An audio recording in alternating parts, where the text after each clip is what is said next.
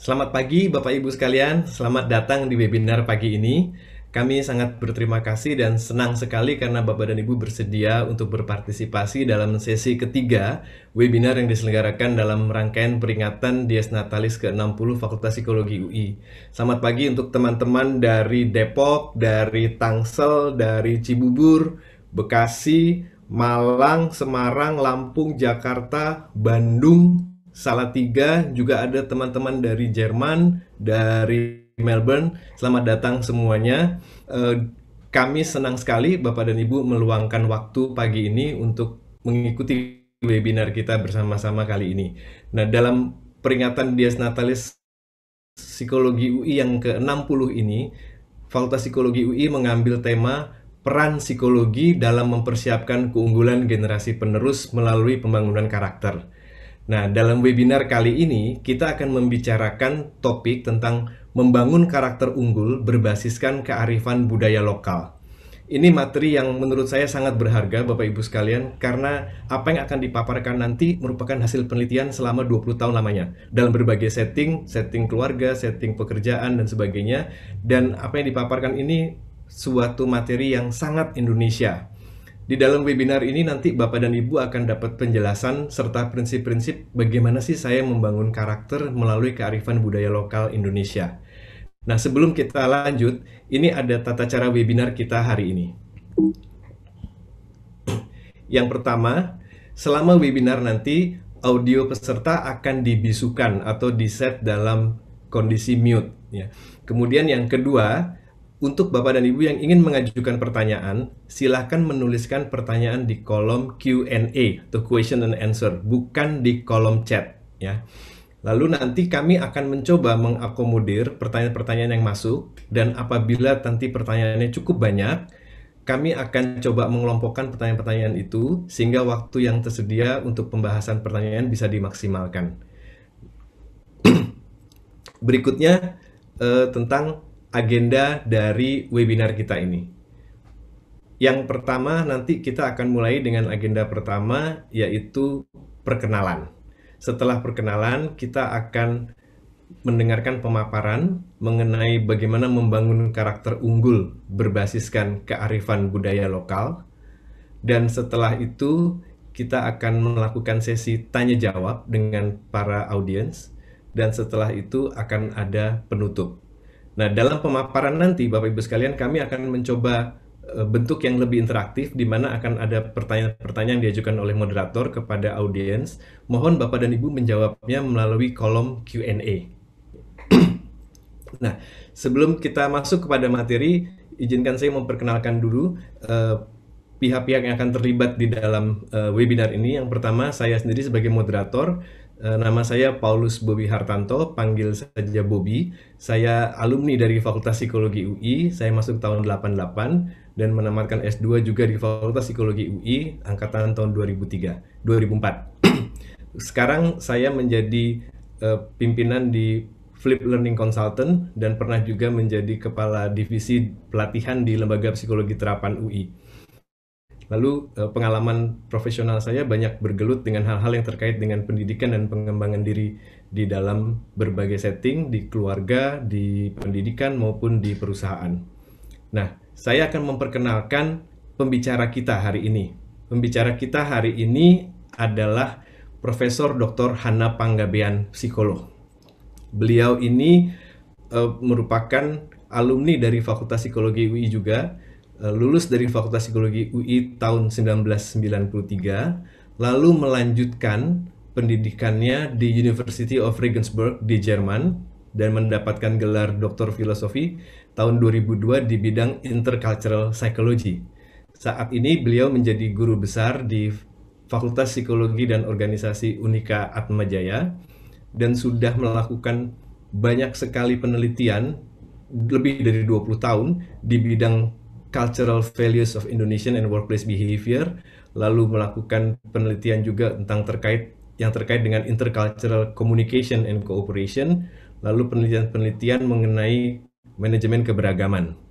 Pengalaman kerja beliau di organisasi banyak sekali, mulai dari menjadi Dewan Pakar di Asosiasi Psikologi dan Industri Organisasi, kemudian menjadi pengurus di HIMSI, sempat menjadi Wakil Dekan Bidang Keuangan di Unika Atmajaya, Fakultas Psikologi, lalu pendiri dan menjadi Kepala Program Studi Magister Profesi Psikologi di Unika Atmajaya, sempat juga menjadi Direktur Sekolah Pasca Sarjana di Unika Atmajaya, dan sampai sekarang setelah hampir 23 tahun menjabat sebagai staf pengajar di Fakultas Psikologi Unika Atmajaya. Nah, di dalam pemaparan pagi ini Bu Hana akan menyampaikan bagaimana peran budaya lokal di dalam pembentukan karakter seseorang. Khususnya kalau kita membentuk karakter unggul yang menjadi salah satu program pemerintah sekarang, yaitu menciptakan SDM unggul Indonesia di masa depan. Dengan tidak berlama lagi, saya silakan Bu Hana untuk memulai presentasinya. Silakan Bu Hana. Baik, terima kasih Pak Bobi. Selamat pagi Ibu, Bapak, Mas, Mbak, dan teman-teman sekalian. Pagi ini saya akan membawakan materi saya. Saya buka dulu ya. Iya. Ya, pagi ini saya akan membawakan materi yang berjudul Membangun Karakter Unggul Berbasis Kearifan Budaya Lokal. Pagi ini kita akan bicara 6 topik, Ibu Bapak. Yang pertama itu adalah kaitan budaya dan perilaku individu. Lalu saya akan membahas tentang budaya standar Indonesia. 3 bagian berikutnya adalah membahas tentang budaya standar itu masing-masing, yaitu guyup, keberagaman, komunikasi tersirat. Dan yang terakhir, membangun karakter unggul berbasis kearifan budaya lokal. Ya, pertama-tama saya akan cerita dulu mengenai kaitan budaya kelompok dan perilaku individu. Ini pada gambar yang sebelah kanan ini ya. Budaya mempengaruhi perkembangan identitas individu melalui pengaruh signifikan others dalam perkembangan self. Karena signifikan others ini pada dasarnya adalah representatif atau wakil-wakil dari kelompok-kelompok yang signifikan juga untuk individu tersebut. Setelah menjadi bagian dari individu, budaya itu kemudian berperan sebagai pengarah atau kompas ya bagi perilaku individu. Kalau kita melihat gambar di sebelah kiri, ini adalah model gunung es budaya, terlihat lapisan-lapisan budaya mulai dari yang paling konkret di atas ini ya, terdiri dari biasanya produk-produk budaya seperti bahasa, lagu, pakaian daerah, juga perilaku-perilaku seperti ritual, tradisi gitu ya. Lalu masuk ini ke dalam lapisan yang menengah. Di sini ada sikap, ada belief, tapi juga ada nilai, norma, dan masuk lagi lebih mendalam lagi, ini sudah masuk area ketidaksadaran sebetulnya ya. Itu masuk yang disebut sebagai basic assumption. Nah, di sini kita lihat deep culture ini mempengaruhi surface culture. Jadi, dengan demikian budaya memberikan arahan pada kita untuk berpikir, merasa, dan bertindak ke arah benar salah, baik buruk, pantas tidak pantas. Selanjutnya saya akan share tentang konsep culture standard dari Alexander Thomas. Intinya, culture standard itu adalah ciri khas dari sebuah kelompok masyarakat yang menggambarkan karakteristik dari kebanyakan anggota masyarakat tersebut. Pada konteks masyarakat Indonesia, kami menemukan ada 7 budaya standar. Ketujuh budaya standar ini sifatnya netral. Dia bisa positif dan dia bisa negatif juga. Dari 7 ini, karena keterbatasan waktu, saya hanya akan membahas 3. Yang 4-nya saya akan jelaskan di sini secara singkat. Jika Ibu Bapak tertarik, bisa silahkan bertanya pada sesi tanya jawab nanti. Ya, budaya standar yang pertama itu adalah religiusitas. Ini menunjukkan ciri masyarakat Indonesia yang agamis dan menjunjung tinggi nilai-nilai agama. Kita tentunya semua paham ya, ada ungkapan di dunia kerja tuh kerja adalah ibadah. Jadi domain kehidupan kerja itu juga menjadi domain dari religiusitas. Lalu yang 3 ini tidak saya bahas karena nanti kita akan bahas lebih mendalam. Saya langsung aja ke facilitative leadership. Ini adalah gaya kepemimpinan khas Indonesia yang ditandai dengan fokus pemimpin pada usaha memotivasi, lalu memberikan kesempatan untuk berpartisipasi, melibatkan, dan menunjukkan adanya dukungan personal dari pemimpin. Yang berikutnya, nerimo. Nerimo ini sebuah bentuk khas dari resiliensi dalam menghadapi situasi yang sulit atau kita katakan adversity situations. Pada situasi ini ditandai dengan perilaku yang menerima, tidak memberontak, tidak menyalahkan, percaya bahwa ada kekuatan yang lebih besar di luar yang nanti akan menyelesaikan semuanya. Dan budaya standar yang terakhir adalah technical excellence. Ini mengacu kepada minat masyarakat Indonesia pada pendidikan maupun pada bidang kerja yang sifatnya lebih general. Baik, mungkin saya berhenti di sini dulu. Pak Bobi, silahkan. Mungkin ada yang mau disampaikan. Baik, terima kasih Bu Hana. Jadi dari pemaparan awal tadi kita bisa lihat bahwa budaya itu ternyata berpengaruh terhadap perilaku seseorang dan bisa sampai pada level yang sangat dalam pada diri seseorang itu, dan ternyata setiap bangsa itu punya budaya-budaya standar. Hasil penelitian Bu Hana menemukan ada 7, dan kita akan coba kupas 3 dulu dalam webinar ini. Sebelum kita mengupas budaya itu satu persatu, saya mau bertanya dulu pada Bapak dan Ibu sekalian. Tolong tuliskan nanti di kolom Q&A, apakah ada peribahasa-peribahasa atau nasihat-nasihat orang tua atau pepatah-pepatah yang masih Bapak dan Ibu ingat sampai sekarang? Ya, silahkan dituliskan di Q&A. Saya beri waktu kurang lebih 1 menit, Bapak Ibu sekalian. Silahkan. Apakah ada peribahasa-peribahasa atau pepatah petitih atau nasihat-nasihat yang Bapak dan Ibu masih ingat sampai sekarang yang menurut Bapak dan Ibu berpengaruh kepada diri Bapak dan Ibu sampai saat ini? Silakan.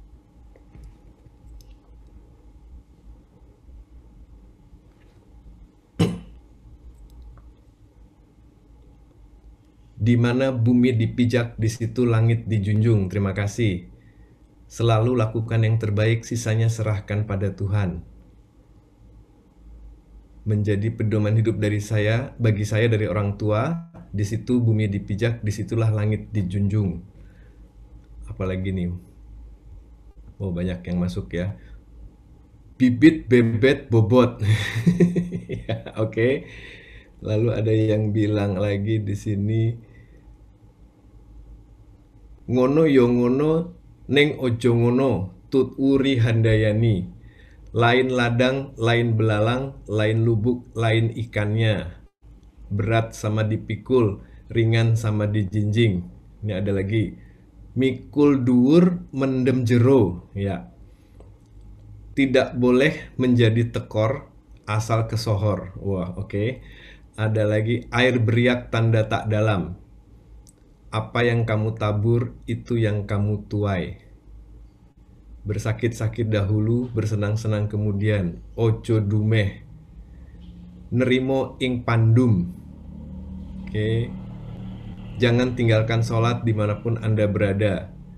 Tidak ada perjuangan tanpa pengorbanan. Wah, ini menarik nih. Banyak anak, banyak rezeki. Ya. Mangan ora mangan, sing penting kumpul. Oke. Ada lagi, anak kecil ke dalam. Ini masalah orang tua. Baik. Oke. Jadilah orang yang bermanfaat bagi orang sekitarmu.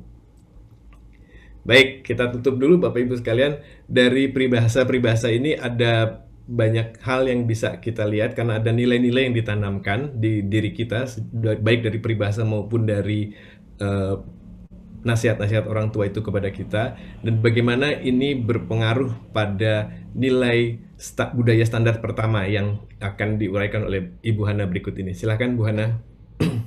Terima kasih Pak Bobi. Ya, betul sekali tadi dikatakan oleh Pak Bobi bahwa ini adalah nilai-nilai yang mungkin yang akan berperan dalam kehidupan kita. Ibu Bapak tadi yang sudah menyatakan nilai-nilai tersebut, artinya ingat ya pepatah itu. Kalau kita kembali tadi di modelnya iceberg, pepatah itu adalah lapisan yang paling atas, yang konkret. Nah, di dalamnya itu pasti ada nilai yang mendasari, bahkan mungkin ada basic assumption yang mendasari. Nah, tadi misalnya, nanti kita bisa lihat ya, tadi ada yang bilang tuh, mangan orang mangan asal ngumpul. Nah, ini adalah pertanda guyup. Ibu Bapak yang tadi menyebutkan itu, coba lihat, refleksikan sedikit perilakunya, value yang dipegang, yang ditanamkan kepada putra-putrinya di rumah, itu mungkin tidak jauh-jauh dari pepatah atau peribahasa yang nempel di kepala Ibu Bapak tadi itu ya. Oke, kita masuk ke budaya standar yang pertama, guyup. Jadi di dalam guyup ini ada iklim kekeluargaan, ada gotong royong, solidaritas, kompak, tolong-menolong, ya, ada penerimaan dalam kelompok. Kalau di dunia kerja, guyup itu muncul dalam iklim kerja yang akrab, nyaman, ada tegur sapa antar sesama rekan, kerjasama, dan memunculkan rasa saling percaya. Nah, gotong royong dan solidaritas dari Guyup itu bahkan sampai berhasil membawa Indonesia menjadi negara paling dermawan di dunia. Sedikit cerita ya Ibu Bapak dari pengalaman saya memberikan pelatihan adaptasi budaya untuk budaya Indonesia pada international students dan kaum refugee dari UNHCR. Kaum pengungsi ini datang dari negara-negara berkonflik seperti Afghanistan, Pakistan ya, dan mereka tinggal sudah cukup lama, tahunan di Indonesia, dan mereka itu tinggalnya mingle gitu bersama dengan masyarakat. Nah, menarik karena dari mereka ketika ditanya apa yang paling berkesan buat mereka dari orang Indonesia, itu mereka bilang orang Indonesia itu yang mereka alami suka menolong katanya. Nggak terlalu kenal dengan orangnya pun mereka suka menolong. Dan kalau ada kegiatan kemanusiaan, orang Indonesia itu tidak sulit untuk menjadi volunteer atau relawan. Bagaimana peran Guyup di dunia kerja? Nah, ini ada 2 survei ya. Yang kiri itu dari Jobstreet, yang kanan adalah riset saya sendiri. Kedua studi ini menunjukkan bahwa peran relasi dan teamwork di dunia kerja itu sangat penting untuk kebahagiaan dan kualitas kehidupan kerja bagi karyawan di Indonesia. Ya. Lalu bagaimana di kancah global? Guyup itu ternyata punya peran strategis. Nah, ini cerita dari Kepala Divisi Luar Negeri PT Wijaya Karya Tbk, yaitu di Aljazair ya. Lalu Bapak ini cerita katanya mengenai bagaimana dia berbisnis di Aljazair. Katanya kalau di sana itu ya, kalau meetingnya masih di meja Bu, katanya itu proyeknya masih jauh. Tapi kalau meetingnya udah sampai malam-malam, cekakakan di hotel, kita udah bisa sambil ngerokok, ngopi, besoknya lanjut lagi. Nah, itu udah pertanda bagus karena kita udah dekat kata dia gitu ya. Kalau kita udah sampai ngopi-ngopi sama menterinya, nah itu proyeknya udah dekat itu dia bilang ya. Jadi ada strategi ngopi di situ. Lalu berikutnya Bapak ini melanjutkan cerita bahwa tim Indonesia itu diapresiasi dan dipandang dipuji katanya ya dibandingkan dengan tim dari Jepang. Mengapa? Karena katanya kalau orang Jepang tuh kalau diundang kawinan mereka nggak hadir. Kalau kita datang. Dan di situ katanya orang Aljazairnya itu respect sekali. Dan sehingga bisa menjalankan proyeknya juga lebih lancar katanya begitu ya. Nah, dikatakan kalau kita itu lebih ke arah hubungan kekeluargaan. Nah, kata kekeluargaan ini menarik Ibu Bapak. Coba Ibu Bapak cari terjemahan satu kata yang sama tajamnya, yang sama maknanya dalam bahasa Inggris atau bahasa asing lainnya di dunia barat. Itu bisa nggak ketemu loh, Ibu Bapak. Karena ini menunjukkan bahwa kekeluargaan itu sebuah konsep yang menonjol, salient begitu ya, tapi juga indigenous untuk budaya Indonesia. Bisa dibalik. Coba Ibu Bapak mencari bahasa Indonesia dari privacy. Bisa nggak ketemu sama? Nah, itu menunjukkan hal-hal seperti ini dari perspektif psikolinguistik menunjukkan bahwa konsep tersebut itu konsep yang bukan miliknya budaya Indonesia. Jadi kalau di dalam sebuah budaya, di dalam kasanah bahasanya itu tidak ditemukan kosakata tersebut, tandanya anggota masyarakat itu tidak membentuk makna terhadap konsep itu. Artinya konsep itu tidak dianggap penting. Ya. Berikutnya. Nah, tadi kita lihat ya yang namanya budaya standar itu netral. Jadi ada positif, ada negatif. Begitu pula dengan Guyup. Nah, ini ada seorang senior manager dari multinational company yang hadir dalam salah satu seminar kami itu cerita ya. Dia tuh mengatakan bahwa setelah selesai rapat yang sengit, penuh perdebatan dan menegangkan, dia lihat teman-temannya yang orang Filipina, orang beberapa bule, orang India itu bisa ngobrol ngopi-ngopi katanya sambil ketawa-ketawa. Itu dia bingung banget. Dia tanya kepada saya, dia bilang katanya, itu kan cuma basa-basi ya Bu, ketawa-ketawa sama ngopinya itu. Kenapa? Karena kalau saya diperlakukan seperti itu dalam rapat, dia bilang, 7 turunan, saya nggak mau ngomong sama orang itu. Nah, ini salah satu dampak negatif Guyup pada orang Indonesia, karena kemudian orang Indonesia tuh kalau relasinya sudah terganggu, dia udah nggak bisa lagi kerja dengan orang tersebut. Sehingga ada kesan jadinya nggak terlalu profesional. Ini bukan hanya terjadi pada Bapak ini contoh aja Bapak ini. Tapi perilaku seperti ini bisa muncul dari banyak orang, dari banyak orang dan dari kita juga, gitu ya. Kelemahan berikut itu diceritakan oleh Direktur HR Unilever Indonesia. Katanya suatu kali itu HR Global pernah menyampaikan pada HR Unilever, pada HR Indonesia, katanya gini, maksudnya kalian tuh Unilever Indonesia tuh ya, omsetnya nomor 6 di dunia. Tapi kok tidak bisa mengirimkan global leader? Tiap kali seleksi gugur katanya gitu. Jadi Unilever Indonesia kemudian mengevaluasi kenapa bisa seperti itu. Ternyata katanya kandidat Indonesia itu dalam interview selalu menjawab pertanyaan dalam konteks teamwork. Tidak pernah menunjukkan prestasi atau keunggulan dirinya. Pun ketika diminta memberi contoh satu proyek yang dipimpinnya, jawabannya tuh merefer kepada kami. Jadi dia pakainya we, ya. Padahal yang nanya itu pinginnya dengar I. Ya. Dan kalau seorang leader itu bolak-balik ngomongnya we, itu yang dengernya akan berpikir, terus kamunya tuh kerjanya di mana? Nah, kok selalu sama-sama gitu ya. Pasti bukan itu yang ingin disampaikan oleh si orang Indonesia ya, tapi itu yang ditangkap oleh orang global. Ya, berikutnya ini adalah hasil riset kami yang terbaru di PT Wijaya Karya Tbk terhadap pimpinan PT Wijaya Karya untuk melihat kesiapan global. Jadi di sini kami melakukan network analysis dan di sini melihat bagaimana peran berbagai faktor terhadap kesiapan global. Dan di sini ternyata guyup muncul sebagai faktor yang paling sentral. Bisa dilihat dari garis-garis biru ini, dia paling kuat ya, paling tebal, itu menunjukkan kesentralan. Jadi aspek guyup ini adalah aspek yang cukup sentral untuk kesiapan global. Nah, sekarang menarik nih, Ibu Bapak sekalian. Ini kan situasi pandemi ya, di mana ada social distancing, physical distancing, maka kita kemudian perlu berpikir gimana jadinya pada guyup. Ini situasi yang sangat challenging untuk nilai seperti guyup tersebut ya. Nah, ini saya mau cerita lagi nih sedikit. Nah, ini ada angkatan ya di psikologi UI, sebut saja angkatan 88, bukan nama sebenarnya gitu ya. Ingin menyampaikan pesan kepada masyarakat agar bisa menjalani kehidupan pandemi dengan baik dan tetap sehat mental. Nah, ini yang dilakukan. Masing-masing itu bikin foto, kemudian fotonya dikompilasi.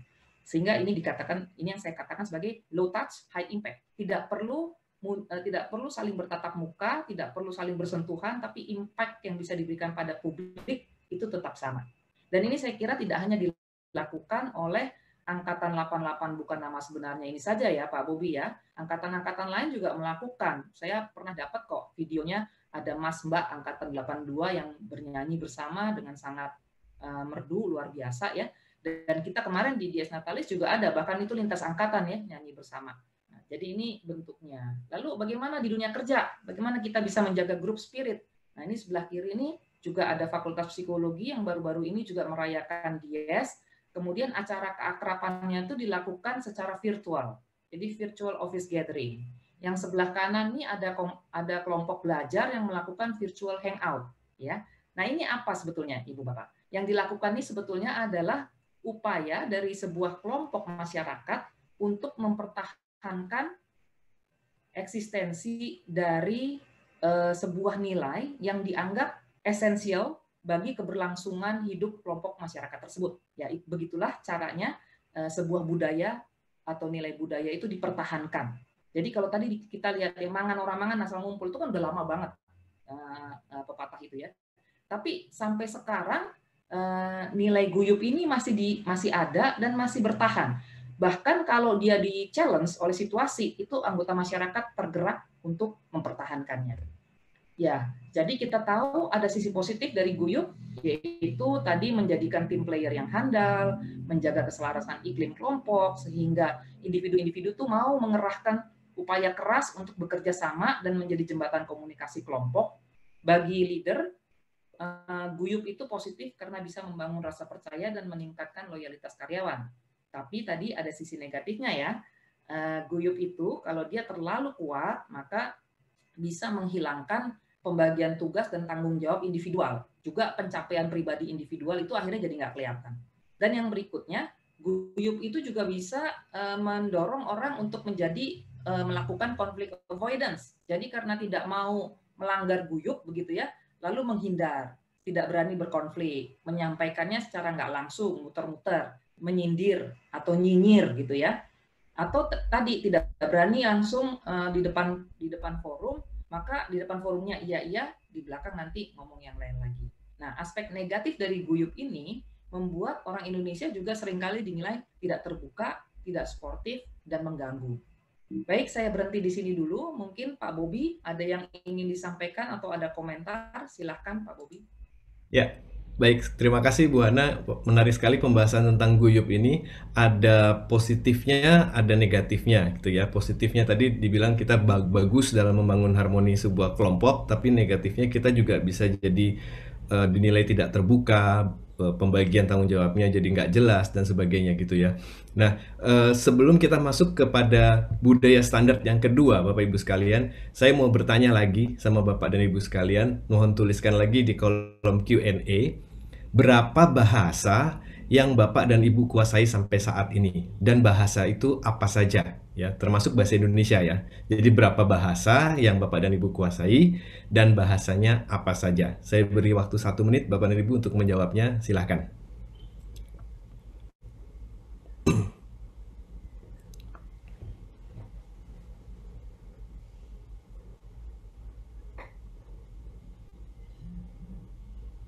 Bahasa Indonesia, Minang, bahasa Inggris. Bahasa Indonesia dan Inggris. Ada 4, bahasa Sunda, bahasa Jawa, bahasa Indonesia, English. Bahasa Indonesia, bahasa Minang, Inggris.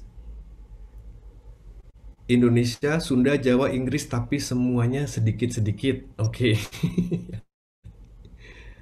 Ada lagi di sini bahasa Indonesia, bahasa Jawa, lalu Jawa Ngoko dan Kromo, ada 2 Jawanya. Bahasa Inggris, ada 4, Inggris, Indonesia, Sunda, bahasa Indonesia, Batak, Jawa, Inggris, apalagi nih? Oh, banyak sekali. Jepang, Indonesia, Jepang. Nah, ini ada satu menarik nih. Indonesia, Inggris, Tagalog, sedikit Belanda, sedikit Jawa, sedikit Sumba Barat Daya, dan sedang belajar bahasa Jerman. Wow. Kemudian ada lagi bahasa Mandarin, bahasa Indonesia, bahasa Makassar, Spanyol. Ada lagi nulis bahasa cinta Bapak Ibu sekalian ya. Bahasa Padang, Palembang, Jawa ya. Oke. Indonesia, Inggris, sedikit Manado, ada 4 ya. Baik, terima kasih Bapak Ibu sekalian. Kita bisa lihat di sini rata-rata dari kita yang ikut di dalam webinar ini menguasai lebih dari 1 bahasa di luar tidak hanya bahasa Indonesia tapi juga ada bahasa-bahasa lain. Kenapa ini bisa terjadi ya? Nah, kita akan dengarkan penjelasan lebih jauh dari Ibu Hana tentang kenapa kita bisa punya banyak bahasa seperti ini, kenapa kita bisa kenal dengan budaya-budaya lain seperti ini, dan apa dampaknya terhadap diri kita. Ya, silakan Bu Hana. Ya, terima kasih Pak Bobi. Saya lanjutkan ya. Ya, ya tadi dari survei singkatnya Pak Bobi itu kelihatan ya bahwa kita tuh menguasai kebanyakan lebih dari 1 bahasa.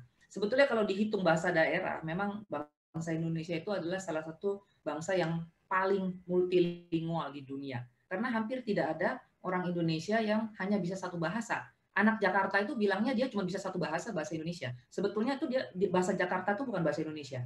Nah, jadi minimal punya 2. Nah, bahasa, dan itu menunjukkan keberagaman kita. Persoalan di kita adalah biasanya bahasa yang kita kuasain itu bukan bahasa-bahasa yang powernya di dunia itu besar ya.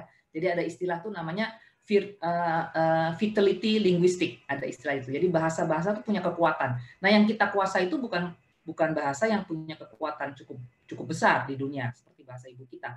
Contohnya misalnya bedakan dengan bangsa Amerika ya. Orang Amerika itu cuma bisa 1 bahasa Inggris, tapi dia bahasa yang powerful sehingga dia bisa pakai di mana-mana.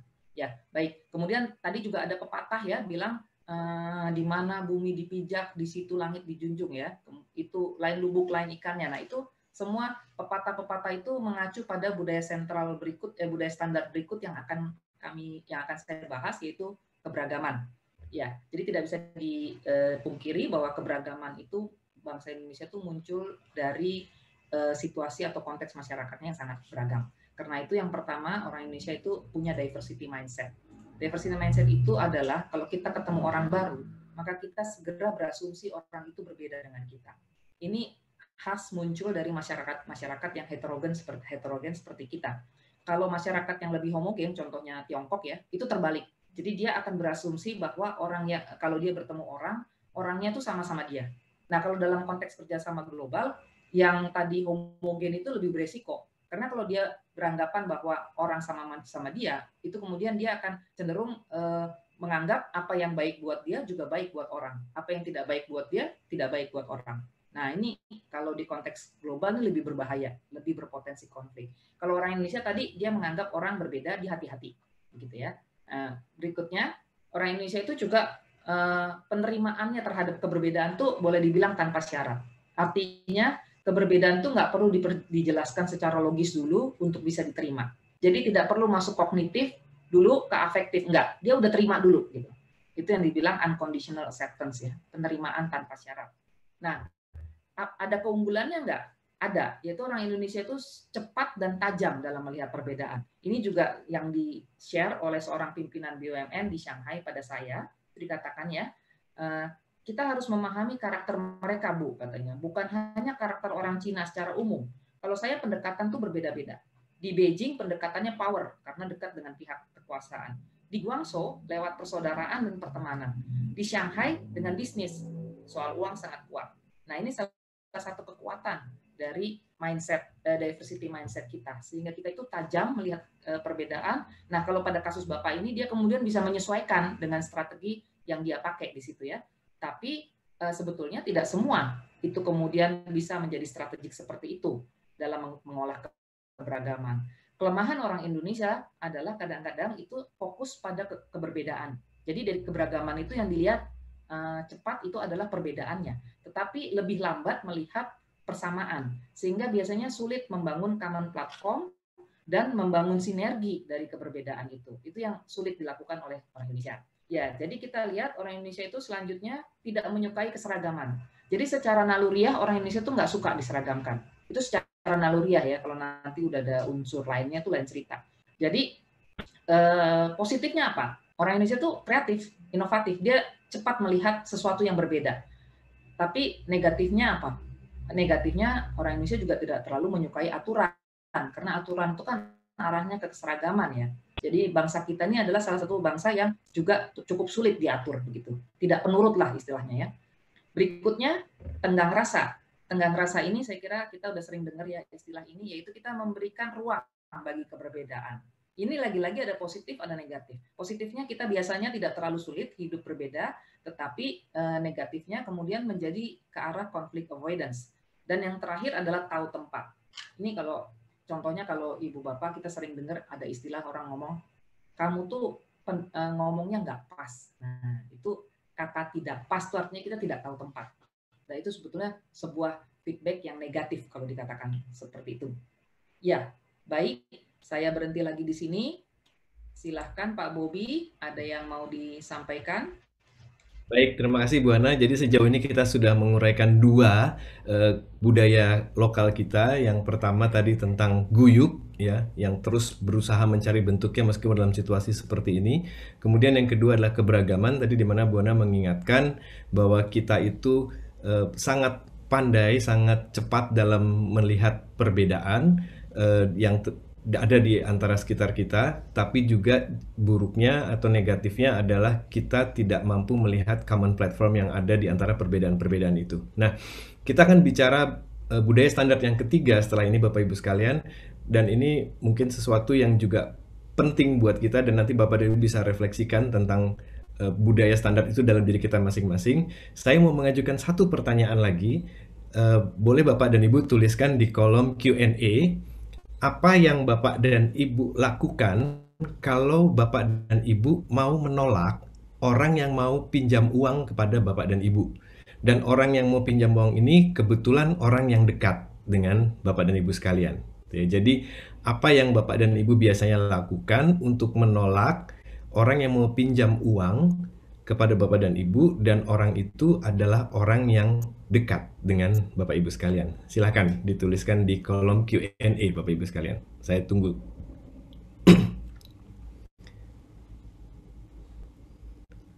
Maaf, lagi banyak pengeluaran, minta waktu diskusi dengan pasangan.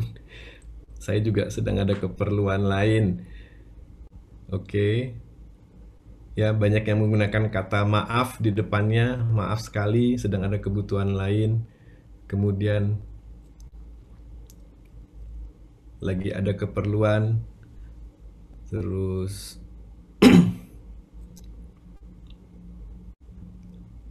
ada yang menyuruh orang lain yang menghadapi, nggak usah ditemuin, ya. Sangat tidak nyaman untuk menolak, berusaha menolong semampunya saja, ya. Minta maaf, minjem atau minta. Kadang-kadang kita perlu membedakan juga ya. Kemudian ada yang mengatakan saya akan usahakan, ya. Coba nanti saya carikan teman yang mungkin bisa membantu.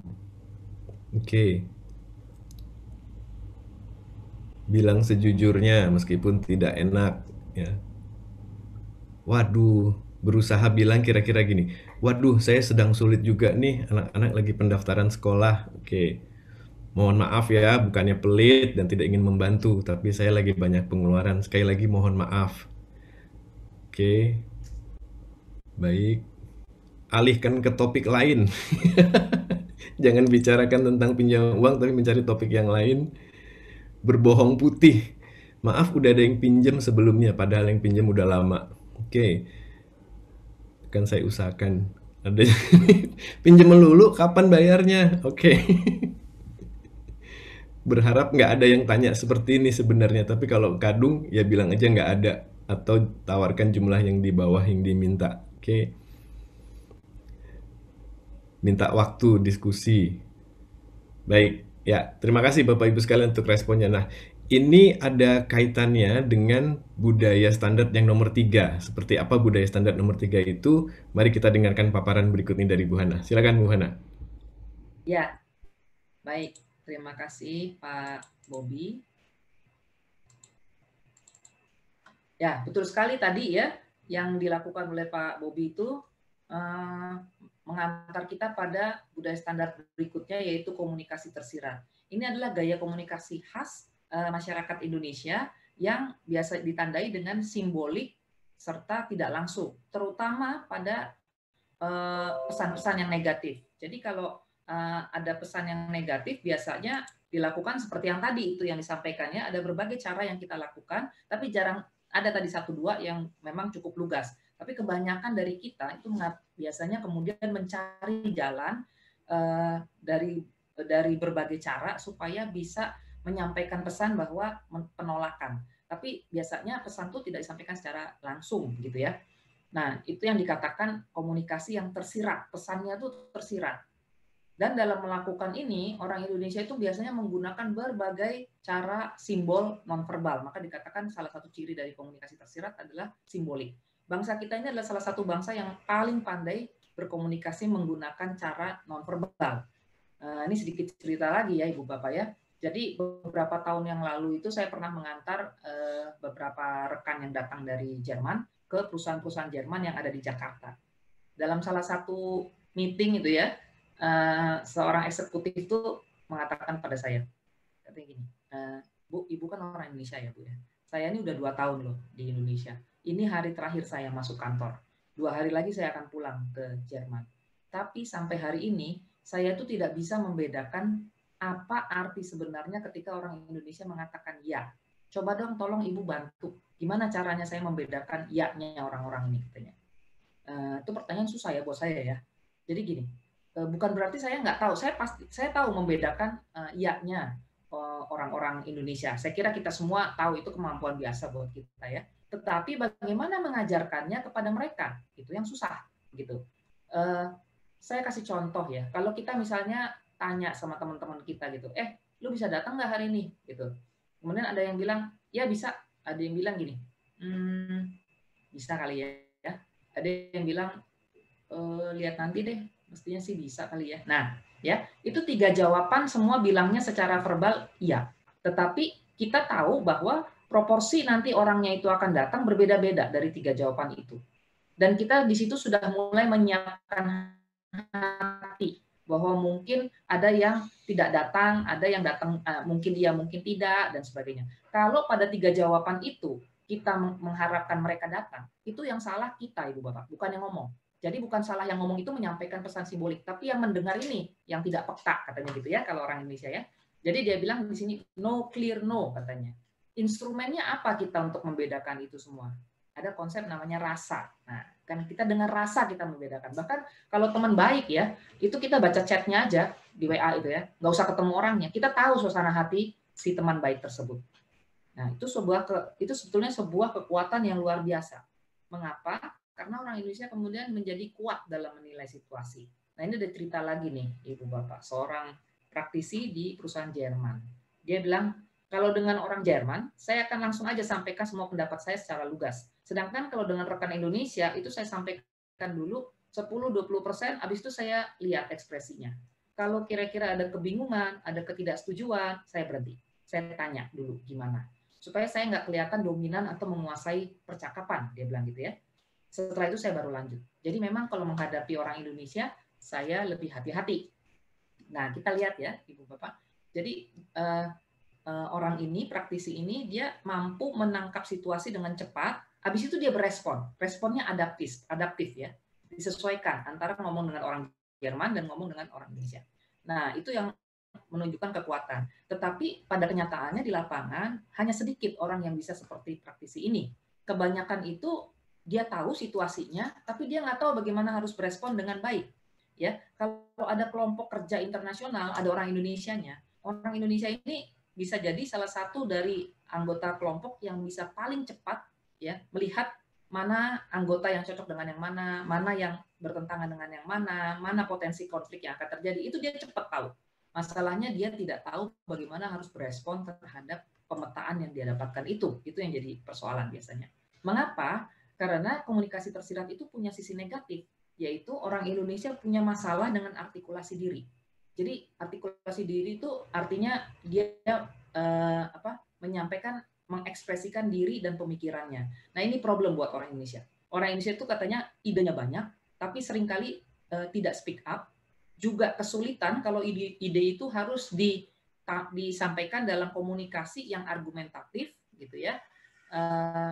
Dalam artian dia harus convince, meyakinkan orang lain begitu, dan dilakukan pada orang yang lebih influential atau lebih powerful dengan waktu yang terbatas. Nah, jadi orang Indonesia itu kemudian karena komunikasi yang tersirat, terbiasa menggunakan itu, lalu mereka juga punya persoalan dalam artikulasi diri. Ya, jadi kalau kita gambarkan kekuatan dan kelemahan kita, ini ada 3 kelompok. Kita sudah baik di dalam grup harmony, tadi guyup itu, dan participative decision making, itu kita sudah baik. Kita masih perlu meningkatkan multiculturality atau keberagaman kita, dalam artian tidak hanya melihat perbedaan, tapi mulai mencoba melihat persamaan, membangun common platform, dan membentuk sinergi, serta active sensitivity, artinya kepekaan kita gunakan juga untuk bisa menemukan respon yang adekuat dalam situasi tersebut.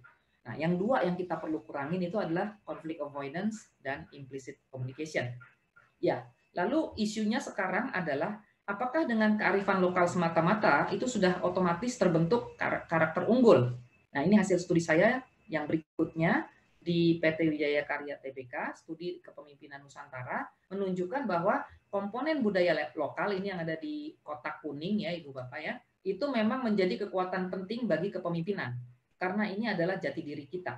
Apalagi jika kita ingin bersaing di dunia global. Baiklah kita masuk dengan identitas diri kita sendiri, jangan minjem identitas orang lain begitu ya. Tapi selain itu, kita juga masih perlu melakukan pembelajaran. Ini yang dibilang critical self development. Ini hal-hal yang penting kita kembangkan. Dan dengan demikian kita berharap keduanya imbang ya, kearifan lokal dan hasil pembelajaran. Dengan demikian diharapkan pemimpin kemudian bisa membawa ke arah produktivitas dan well-being. Nah, Ibu Bapak sekalian, sampai di sini tantangan kita sekarang adalah bagaimana kita mengoptimalkan karakter-karakter unggul kearifan lokal ini sehingga bisa dikembangkan secara berkesinambungan dan secara sistematis. Nah, disinilah kita perlu yang namanya lifelong learning atau belajar seumur hidup. Itu kuncinya agar kita bisa membangun keunggulan secara optimal dari budaya lokal kita. Start early from the family. Bisa dimulai dari keluarga. Ya, ada sejumlah skill, ada sejumlah soft skill, karakter yang bisa dikembangkan pada anak-anak kita. Yang pertama, independence, kemandirian. Sehingga anak-anak kita itu tidak larut dalam guyub yang negatif, yang bisa menghilangkan pencapaian pribadi dia dan tanggung jawabnya. Yang berikutnya, self-confidence, self-articulation, ini akan membantu anak-anak kita supaya ketika mereka melakukan komunikasi tersirat itu tetap bisa menyampaikan, mengekspresikan dirinya. Yang berikutnya, open-mindedness dan toleran, ini dibutuhkan oleh anak-anak kita supaya mereka bisa menghidupi keberagaman secara sehat dan positif. Berikutnya, lingkungan berikutnya yaitu sekolah, dapat membantu dengan memberikan exposure yang dibutuhkan, misalnya dalam menghidupi keberagaman ya. Di sini hal pentingnya adalah exposure terhadap keberagaman tersebut harus selalu diikuti dengan reflective learning, artinya pembelajaran yang reflektif. Setelah itu harus direfleksikan agar terbentuk insight dari pengalaman. Kalau keterpaparan pada keberagaman diberikan tanpa ada pengalaman reflektif, itu hanya akan menguatkan prasangka dan stereotip kelompok. Malah jadinya itu counterproduktif gitu ya. Nah, oleh karena itu ya mungkin Ibu Bapak tahu ya ada inisiatif atau program yang namanya Peace Train Indonesia. Ini program sebetulnya wisata perjalanan kereta api di mana bagi kaum muda ini ya, bagi remaja lintas agama. Mereka ini mengunjungi berbagai tempat-tempat pusat-pusat agama dari 6 agama formal kita dan aliran kepercayaan. Di setiap tempat agama itu ada pemuka agama yang menjelaskan mengenai agama tersebut, dan di kelompok ini tentunya juga ada pendampingan gitu ya, ada pendampingnya. Nah, pengalaman-pengalaman seperti ini itu membekali kaum muda kita untuk bisa melihat hal positif dari keberagaman. Sehingga kehidupan keberagaman itu diasosiasikan dengan hal-hal yang positif. Tidak hanya baru bicara keberagaman kalau ada konflik. Ya, untuk melakukan itu ada 2 skill yang dibutuhkan. Yang pertama itu critical thinking. Jadi baiklah anak-anak muda kita ini sejak di sekolah diperkenalkan kepada pola-pola kesesatan berpikir atau thinking fallacy. Bagaimana kesalahan berpikir itu bisa terjadi. Kalau di Amerika itu di pendidikan dasar dan menengah, anak-anak itu memang diajarkan bagaimana pola pikir kita itu bisa salah gitu ya. Kalau di kita dulu kuliah zaman saya ya, itu ada namanya prinsip silogisme. Ya kira-kira seperti itu yang diajarkan ya. Dan itu yang dijadikan contoh memang seringkali adalah pejabat ataupun politisi. Karena teknik membangun thinking policy ini memang banyak sering muncul di dunia politik. Yang berikutnya, character building. Kalau character building ini saya kira banyak dibahas sudah di sesi webinar 2 sesi sebelumnya ya. Ibu Bapak yang belum sempat mendengarkan, bisa masuk ke YouTube Fakultas Psikologi, di sana rekamannya sudah ada dan sudah bisa dilihat. Nah, yang diharapkan di sini adalah munculnya diversity champions, yaitu orang-orang yang dapat mengelola perbedaan secara konstruktif, dapat beradaptasi dengan baik, dan akhirnya bisa membangun sinergi atas keperbedaan tersebut. Ya, dalam konteks dunia kerja, keunggulan global itu dapat dibangun dengan cara sistematis. 2 kunci soft skill yang perlu dimiliki oleh orang Indonesia adalah self-confidence dan kemampuan komunikasi asertif.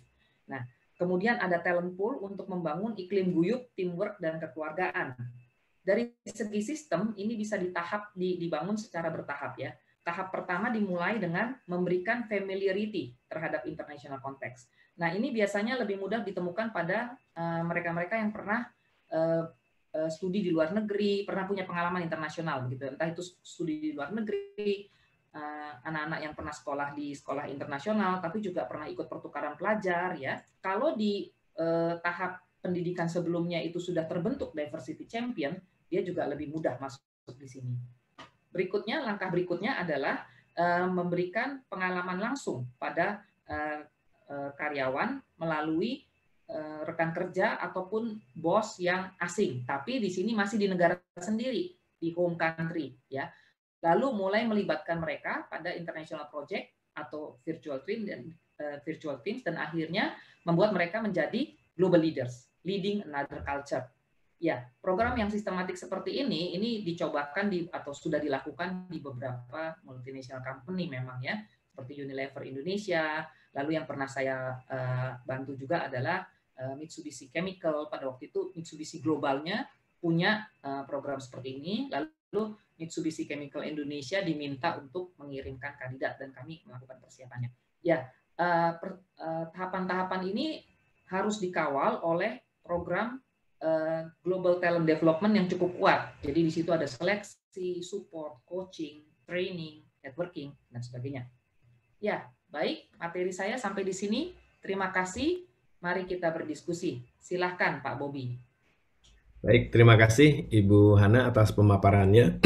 Jadi ada 7 budaya standar dan juga ada 3 budaya standar yang kita bahas di dalam webinar kita pagi ini, yaitu guyub, keberagaman, dan komunikasi tersirat, serta bagaimana pengaruhnya terhadap pembentukan karakter seseorang yang ternyata tidak cukup kalau hanya memanfaatkan budaya lokal kita, tapi mesti ditambahkan dengan sejumlah aspek yang lain. Saya membuka ruang untuk tanya jawab sekarang Bapak Ibu sekalian. Kita masih ada waktu. Ini ada satu pertanyaan yang masuk Bu Hana yang menanyakan sebagai berikut. Dalam beberapa riset kami, dalam situasi pandemi sekarang ini, kebanyakan well-being employee di Indonesia menurun. Apakah ini karena guyub yang berkurang secara signifikan? Oke, silakan Bu Hana, gimana tanggapannya? Betul sekali Pak Bobi, ya, betul sekali. Jadi katanya kan ada 2 tipe ya, orang yang selama pandemi ini work from home ini sangat gembira. Itu hanya 2, introvert dan gamer. Selainnya yang ini katanya semuanya lebih depresif gitu ya. Ya, betul. Apalagi pada masyarakat kita ya, kita lihat ya, guyub itu salah satu, kalau dugaan saya dia masuk pada level yang paling bawah udah, basic assumption. Jadi tidak heran karena tadi studinya mengatakan bahwa memang relasi dan partisipasi itu membuat masyarakat Indonesia itu menjadi lebih happy di dalam dunia kerja karena dia kehilangan sebagian teman-temannya. Makanya kemudian kan ada beberapa upaya untuk melakukan. Karena itu memang sebaiknya kayak office gathering, bukan hanya office gathering ya, tapi mungkin semangat kelompok itu memang tetap harus dibangun. Mungkin ada pertemuan-pertemuan yang cukup rutin dalam seminggu, ya, tetap harus, mungkin bahkan ada company yang melakukan itu setiap pagi itu tetap ada morning briefing supaya mereka tetap bisa ketemu, gitu ya. Jadi memang harus ada. Lalu juga yang bisa dilakukan adalah tadi ya, kalau memang punya teman begitu, jangan dihilangkan keakraban temannya itu. Lakukanlah hangout virtual sekali-sekali, begitu bisa dilakukan. Nah, kita dari psikologi, HIMSI, itu juga memberikan layanan konseling ya, Pak Bobi ya. Ada tuh layanan konseling bagi mereka-mereka yang mengalami kesepian atau depresi begitu.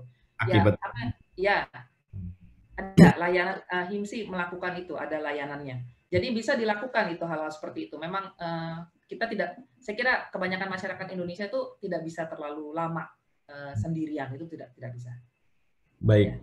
Ya, terima kasih Bu Hana untuk jawabannya, sangat jelas. Ini lalu ada yang bertanya gini, apakah generasi-generasi muda sekarang, they call it millennials, itu masih punya nilai budaya yang sama dengan yang tadi diungkapkan? Karena mulai ada yang merasakan, ini kok sekarang lebih individualis, guyupnya nggak ada, dan sebagainya gitu. Mohon tanggapan Bu Hana. Silakan. Ya, baik Pak Bobi. Nilai itu ya, jadi kaum muda ini mereka punya nilai sendiri. Itu yang namanya youth culture. Ya, dia punya budaya. Bahwa ini budaya kelompok kaum muda, bahwa orang-orangnya berganti itu bisa saja. Tapi sebagai kelompok orang muda itu selalu ada budayanya. Dan budaya orang muda ini seringkali berbeda antar generasi dengan budaya yang lebih tua, itu jelas. Nah, kalau dalam konsep budaya standar itu sebetulnya kita lebih pendekatannya lebih ke arah national culture. Dalam artian begini, anak-anak muda Indonesia itu datang dari masyarakat yang komunal, bisa saja dia menjadi lebih individualistik. Tapi anak-anak muda dari masyarakat yang lebih individualistik itu juga akan bergerak. Dan mereka mungkin menjadi lebih individualistik dibandingkan anak-anak kita. Anak-anak kita antar generasi dia bisa lebih individualistik. Pada dasarnya anak muda ya itu cenderung lebih cenderung lebih individualistik dalam artian cenderung lebih bebas gitu dibanding orang tuanya. Waktu kita muda juga mungkin kita begitu ya. Nah, karena memang ada keinginan untuk mandiri, itu kan tugas perkembangan juga kan untuk mencapai kemandirian hidup gitu. Nah, tetapi anak-anak pada kelompok yang sekarang itu ada unsur memang perubahan besar karena ada teknologi, komunikasi, itu yang membuatnya berbeda. Tapi di bangsa lain sebetulnya itu juga terjadi. Dan di anak muda di bangsa lain itu bisa jadi lebih individualistik. Bisa dilihat dari studi antar budaya yang dilakukan oleh Hofstede. Dia punya dia punya web ya yang memperbaharui terus ininya data-datanya. Nah, di dalam rankingnya Hofstede itu Indonesia tetap menjadi negara yang paling komunal, salah satu yang paling komunal, rankingnya paling tinggi sedunia gitu ya, komunal dan hierarkis, nggak berubah meskipun data tuh dari tahun 80 selalu diperbarui, berarti kan respondennya udah berganti-ganti. Jadi selama 20 tahun kita tetap dikategorikan sebagai bangsa yang komunal gitu ya. Paling komunal dan paling hierarkis. Oke, baik.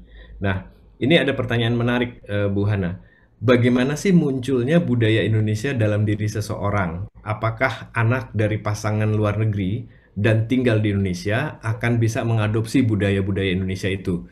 Lalu gimana kalau kasusnya ada anak Indonesia yang sudah lama tinggal di luar negeri, lalu apakah nilai-nilai budayanya akan luntur, budaya Indonesianya? Ya. Gitu.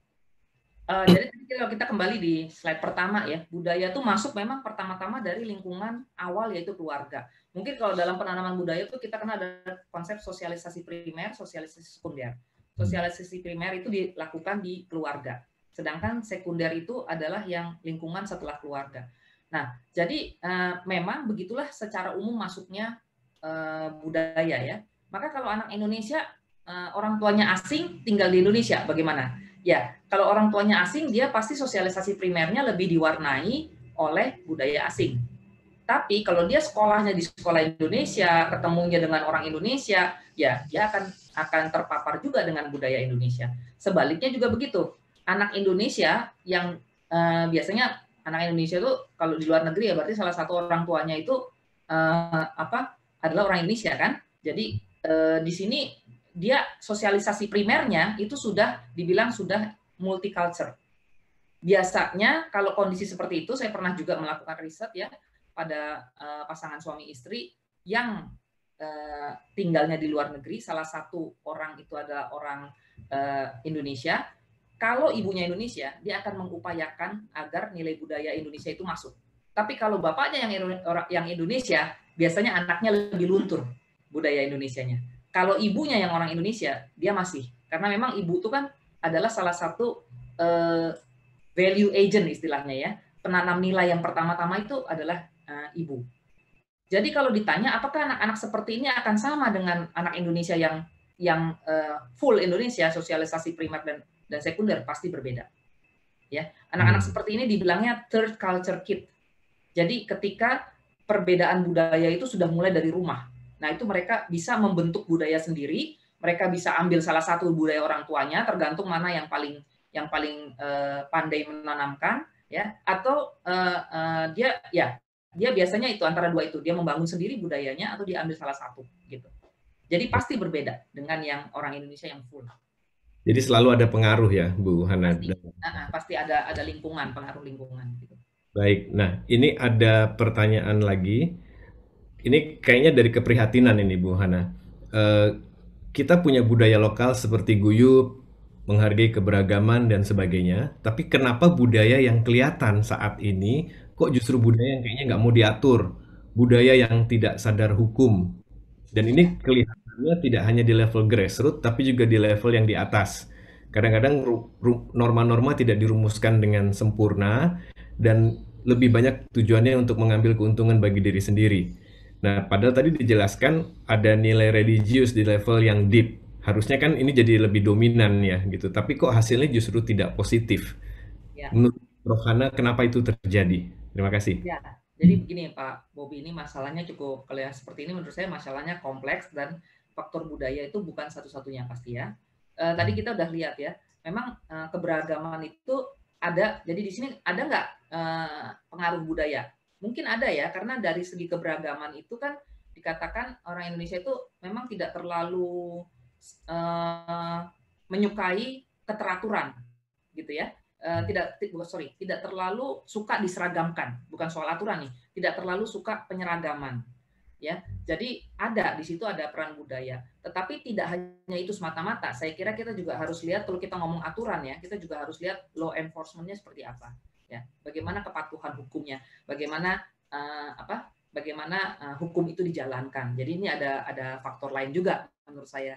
Nggak bisa semuanya dikatakan ada unsur pengaruh budayanya. Nah, kalau dikaitkan dengan religiusitas, nah ini memang bukan topik kita pagi ini ya. Maka memang mungkin perlu dikaitkan dulu pada pemaknaan religiusitas tersebut. Karena sama seperti budaya standar lainnya, dia ada aspek positif, ada aspek negatifnya. Mungkin yang kita lihat tadi itu adalah sisi negatifnya. Jadi apa yang harus kita lakukan terhadap itu, kan lebih ke sana ya. Maka mungkin kita harus bawa ke arah yang lebih positif. Apa sih yang dimaksud dengan religiusitas yang positif tersebut? Ya, jadi kalau kita ngomong gunung es itu ya, agama pun seperti itu. Dia ada perilaku yang konkret, tapi ada nilai yang lebih mendalam. Nah, itu yang mungkin menjadi persoalan. Tentunya kalau kita mau religiusitas yang betul-betul mendalam, kita harus sampai pada level yang mendalam, tidak hanya terpaku pada perilaku saja. Memang perilaku itu yang dengan cepat menunjukkan kita tuh sepertinya ya taat atau sebagainya gitu ya. Ya, mungkin itu Pak Budi. Baik, terima kasih Bu Hana. Ini pertanyaan satu lagi, sorry Bu Hana, ini sudah jam 11. Apakah Bu Hana bersedia untuk menambah waktu sedikit, mungkin sekitar 15 menit, karena pertanyaan yang masuk masih cukup banyak ini Bu Hana? Baik, nggak apa-apa Pak Bobi. Oke, Bapak Ibu sekalian, kita akan perpanjang webinar kita ini untuk 15 menit ke depan. Kalau Bapak dan Ibu ada yang harus meninggalkan webinar ini karena punya kegiatan lain, silahkan saja. Untuk yang mau terus menyaksikan, silahkan mengikuti webinar ini. Untuk yang harus meninggalkan, Anda akan tetap dapat e-certificate nanti. Meskipun Anda tidak mengikutinya sampai selesai, kami akan kirimkan nanti kira-kira 2-3 minggu setelah kegiatan ini ya. Oke, baik Bu Hana, ini pertanyaan berikutnya. Gimana caranya yang efektif ya untuk mengatasi gap komunikasi antar generasi gitu dalam kondisi new normal ini sekarang gitu, di mana komunikasi langsung tatap muka itu makin terbatas dan lebih tinggi komunikasi yang bentuknya virtual, sehingga rasa kedekatan itu kok kayaknya nggak muncul gitu. Nah, gimana cara mengatasinya supaya itu bisa tetap terjalin dengan baik Bu? Karena tadi kita kan tahu bahwa guyup itu juga bisa memberikan makna yang positif dalam bekerja gitu. Ya. Jadi ini maksudnya antar generasi tadi ya Pak Bobi ya? Ya, antar generasi itu kan bisa antar generasi ke atas sama ke bawah ya. Saya kira kalau untuk kalangan itu ya, kalangan kita ya, makin ke atas itu pasti makin susah. Karena kan makin ke atas makin kurang terpapar dengan teknologi. Kalau untuk yang muda-muda itu saya kira memang harus ada adaptasi ya. Jadi kelompok yang generasi yang lebih tua itu pasti harus beradaptasi. Begitu pula dari kelompok yang lebih muda. Kalau dari segi penguasaan teknologinya itu pasti lebih bagus yang lebih muda. Itu jelas ya. Sehingga mau nggak mau kita juga harus belajar. Tapi kalau saya lihat ya, kayaknya generasi kita juga nggak jelek-jelek amat ya. Udah pada bisa bikin Zoom, bikin webinar, itu cepat banget begitu. Dalam waktu sekitar berapa, cuma 3 bulan kali ya, udah bisa semua. Nah, bagaimana sentuhan fisik itu, ya tadi udah ada contohnya ya, tanpa sentuhan fisik pun makna kedekatan itu bisa dibangun. Tentu saja akan ada rasa tidak nyaman, itu jelas. Tapi itu saya kira pembiasaan ya. Yang penting itu adalah kita jangan meninggalkan komunikasi itu. Coba terus, karena komunikasi itu penting kan ya, dengan antar generasi itu suatu hal yang penting, entah itu konteksnya keluarga atau dunia kerja, itu kan memang suatu yang harus kita lakukan. Jadi jangan ditinggalkan. Kalau masalahnya adalah pada teknologi komunikasinya, nah teknologi itu bisa dipelajari. Tapi kalau yang jadi masalah itu lebih mendalam, misalnya gayanya, penyampaian pesannya, nah itu yang tadi tuh komunikasi tersirat tadi itu, ya. Kita mungkin menggunakan simbol yang berbeda, kita mungkin menggunakan gaya yang berbeda. Nah, tentu saja Saya kira teman-teman di sini lebih banyak yang sudah tahu ya gimana caranya kita berkomunikasi dengan lebih baik ya. Pasti harus ada keterbukaan, kemudian kesepakatan gitu ya, ada empati juga gitu. Mungkin Hmm, begitu Pak. gitu. Baik, terima kasih Bu Hana. Lalu ini keprihatinan lagi dari salah satu orang tua kayaknya. Eh, Gimana ya mengajarkan anak berpikir dengan benar? Karena salah satu tadi yang Ibu Hana sampaikan adalah menghindari logical fallacy, kesesatan pikir gitu. Karena di antara orang dewasa sendiri banyak loh yang punya logical fallacy. Bahkan talk show di TV juga banyak yang mempertontonkan logical fallacy gitu. Nah, gimana caranya ngajarin sama anak supaya dia tidak sesat pikir tapi bisa berpikir dengan benar ini, Bu Hana? Iya, iya. Pak Bobi, ini sebetulnya prihatinan yang sama ya. Ya Hmm. tadi makanya saya sampaikan itu kesesatan berpikir itu eh, saya kira belum pernah diajarkan secara sistematik di Hmm. dunia pendidikan kita. Itu tidak dilakukan. Tadi makanya saya ambil contoh di Amerika. Kalau di Hmm. Amerika, kalau ibu bapak ketik Google ya, thinking policy, itu langsung keluar kok itu. Yang paling banyak digunakan misalnya statementnya Trump. Itu termasuk yang paling banyak dijadikan contoh. Nah, saya nggak kebayang sih hal seperti itu bisa dilakukan juga di Indonesia dengan mudah, begitu ya. Nah, jadi kita nggak tahu kalau yang angkatan saya tuh kita masih ada tuh dulu tuh apa kayak mata kuliah yang mengajarkan prinsip-prinsip logika. Dulu zaman kita SD ya, SD SMP itu ada ujian yang melihat logika itu. Jadi kalau A benar, pernyataan satu benar, pernyataan dua benar, tapi hubungannya salah. Itu kan dibedakan dengan yang semuanya benar.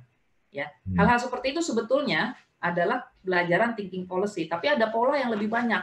Nah, jadi kalau ditanya apakah pendidikan rumah bisa mengatasi itu, saya kira susah.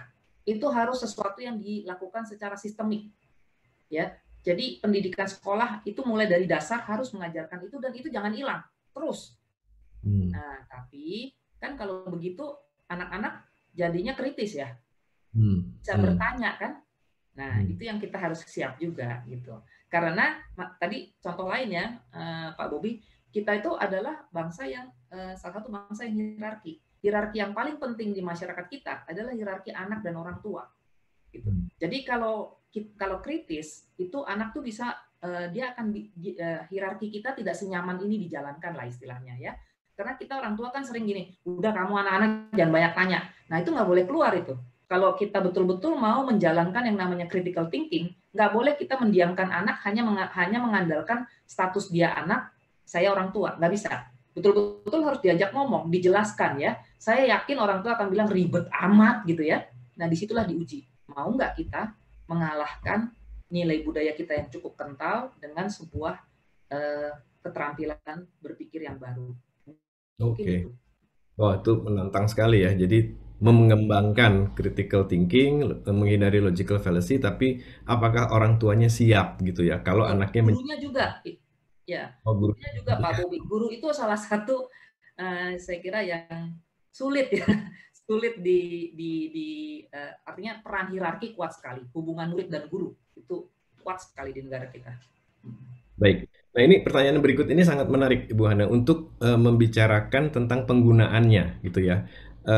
Pengalaman saya, dia bilang ini, saya pernah membantu bekerja di penanganan konflik di Ambon. Ternyata penanganan dengan melalui kegiatan bernyanyi bersama itu kerap lebih efektif daripada penanganan psikologis yang di level individual, gitu ya. Apakah kita bisa secara lebih baik menerjemahkan keguyupan ini untuk melakukan pendekatan dalam menangani persoalan-persoalan psikologis secara lebih tepat? Persoalan untuk psikologis atau dalam situasi konflik ya Pak Bobi tadi? Ya, konflik khususnya kalau persoalan ini konfliknya kayaknya konflik kelompok di sini yang Ya, dimaksud. betul. Jadi betul sekali yang tadi dikatakan Pak Bobi ya. Jadi ini kita bicara di tataran yang berbeda. Kalau konflik seperti Ambon itu konflik antar kelompok. Hmm. Ya, kalau psikologi bisa nggak? Bisa. Dia bicara kalau tadi yang dibilang pendekatannya konseling ya, itu tatarannya individu. Tapi bisa nggak kita masuk ke kelompok? Bisa. Jadi masalah yang ada di dalam kelompok itu harus kita address. Kalau nggak selesai. Saya yakin teman-teman yang bekerja di lapangan ya untuk konflik manajemen itu ya, itu tahu ada beberapa teknik-teknik yang bisa dilakukan. Tapi bisa kalau kita mau konflik Ambon itu tidak terjadi lagi, di situ kan juga banyak anak-anak ya. Nah itu kita lakukan tadi, beri paparan keberagaman atau keberbedaan, tapi lakukan itu dengan cara yang positif. Habis itu berikan mereka reflective learning, gitu ya, refleksikan hasil itu, sehingga anak-anak itu percaya bahwa dia bisa bekerja sama dan hidup berdampingan dengan kelompok yang berbeda. Gitu. Tidak ada alasan untuk membenci kelompok yang berbeda. Buktinya dia bisa kok, gitu ya. Nah, kita tahu bahwa dalam konteks hubungan antar kelompok ya, itu pengalaman pribadi sangat powerful. Jadi kalau dia punya pengalaman sendiri dan menunjukkan dan meyakini pengalaman itu positif, maka dia akan mengasosiasikan hal-hal positif pada pengalaman keberagaman. Ya, jadi itu nanti akan menjadi filter yang sangat powerful terhadap pesan-pesan dari media, provokasi-provokasi yang dia terima. Contoh ya Pak Bobi ya, di Atmajaya saya juga terlibat dalam sebuah penelitian mengenai etnik Tionghoa, keindonesiaan etnik Tionghoa. Ya, jadi rupanya banyak mahasiswa-mahasiswa yang dari etnik Tionghoa ini dari sekolah SD sampai SMA itu dia di sekolah yang homogen. Dia baru bertemu dengan kelompok lain itu di kampus di Atmajaya. Dan di situ dia baru tahu, ya dia merasakan sendiri. Nah, ketika kepada dia disampaikan pesan-pesan diskriminatif, bahkan datang dari orang tuanya, dia bisa bilang ke orang tuanya, tidak seperti itu kok, itu yang saya rasakan, dia bilang. Saya bisa berteman. Nah, tapi ini kan terjadi dengan sendirinya. Yang dimaksud itu adalah kita melakukan secara sistematik, secara pengalaman reflektif, supaya kita bisa tahu. Saya sering bilang kok sama mahasiswa, kalian ini satu kelas, ya itu etniknya beragam. Sekarang itu bisa kerjasama kok, papernya jadi. Kenapa kalau diprovokasi jadi berantem gitu ya? Nah itu yang yang harus kita tanamkan kepada kaum muda kita ya untuk bisa menyikapi keberagaman itu secara positif. Mengapa? Karena konteks keberagaman itu impossible dihindari di Indonesia. Nggak bisa dihindari. Nggak ada orang bisa hidup hanya dengan kelompoknya sendiri di Indonesia, kecuali kalau ada rekayasa. Ya. Baik, terima kasih Bu Hana. Ini ada satu pertanyaan terakhir. Kalau di era sekarang, di era globalisasi ini, di era transparansi dan digitalisasi seperti saat ini, ketika budaya bercampur dengan mudah, ya, dan ada kelompok-kelompok tertentu anak-anak muda kita di sini dibilang kalau kaum milenial itu memilih ciri-ciri karakter dan budaya dari negara lain. Apakah kita tidak khawatir bahwa jati diri kita, budaya lokal kita itu akan hilang lama-kelamaan? Gimana Bu Hana? Ya, kita perlu khawatir Pak Bobi. Karena itu makanya ada sesi-sesi seperti ini, ya.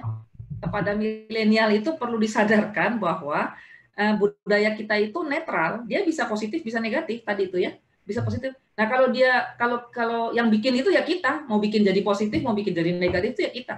Jadi memang kita perlu khawatir kalau kalau kaum milenial kita mulai meninggalkan jati dirinya, karena itu kita harus berupaya. Memang betul, dan ini tidak terjadi hanya di budaya Indonesia saja, Pak Bobi, ya. Karena yang mengalami globalisasi kan bukan cuma kita, semua budaya juga mengalami. Maka karena itu cuma memang masing-masing, saya misalnya bandingkan ya, masing-masing budaya tuh punya caranya masing-masing. Contohnya di Tiongkok, orang tidak belajar, anak-anak yang di Tiongkok itu tidak belajar bahasa Inggris sampai dia kelas 12 tahun. Jadi sampai SD itu apa yang dia pelajari? Itu bahasa Mandarin.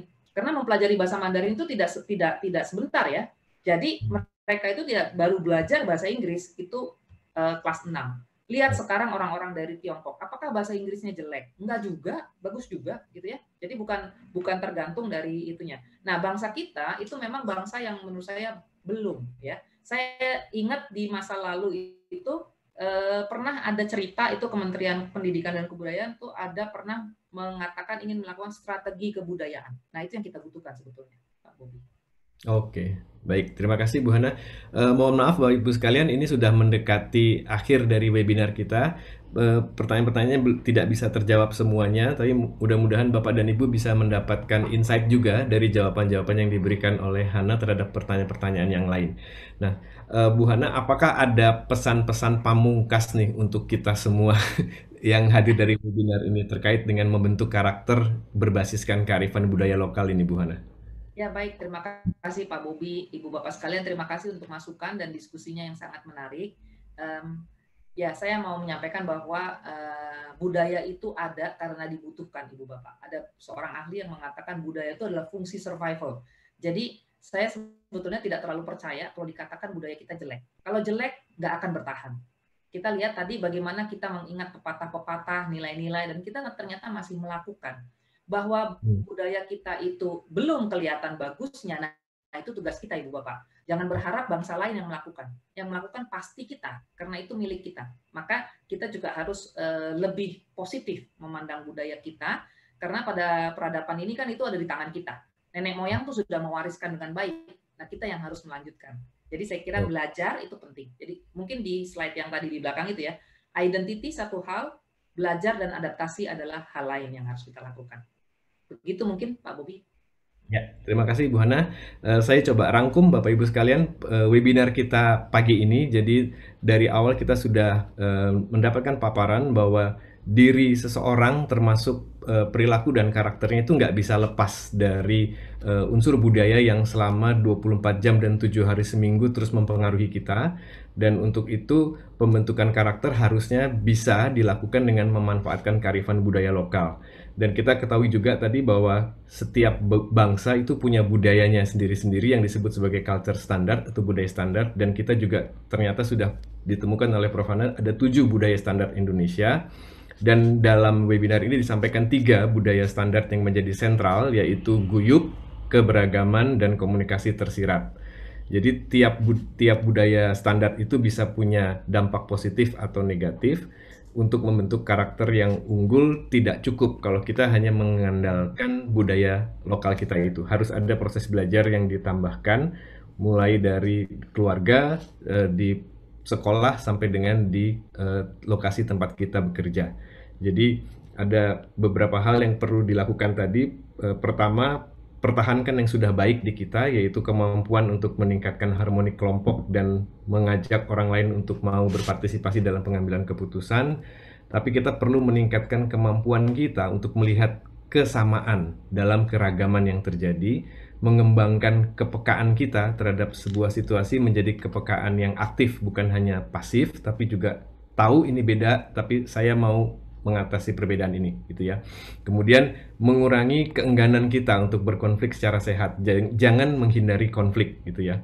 Dan satu lagi yang penting juga, lakukan komunikasi yang langsung, jangan komunikasi yang tersirat, karena itu seringkali menyulitkan proses kerjasama. Ya. Nah, jadi itu yang bisa kita simpulkan dari webinar kita pagi ini. Untuk link materi dari topik hari ini, Anda bisa lihat di chat, atau kalau teman-teman yang dari YouTube, Anda bisa lihat di kolom komen, di situ sudah disampaikan link untuk mendownload materinya. Lalu saya boleh minta sama Bapak dan Ibu sekalian, apakah Bapak dan Ibu sekalian bersedia untuk memberikan ide-ide lain untuk webinar berikut yang mungkin akan dilakukan oleh Fakultas Psikologi UI? Kalau ada, boleh tuliskan di kolom Q&A Bapak Ibu sekalian, ide untuk webinar selanjutnya itu apa yang menurut Bapak dan Ibu penting untuk dibahas. Silahkan Bapak Ibu sekalian.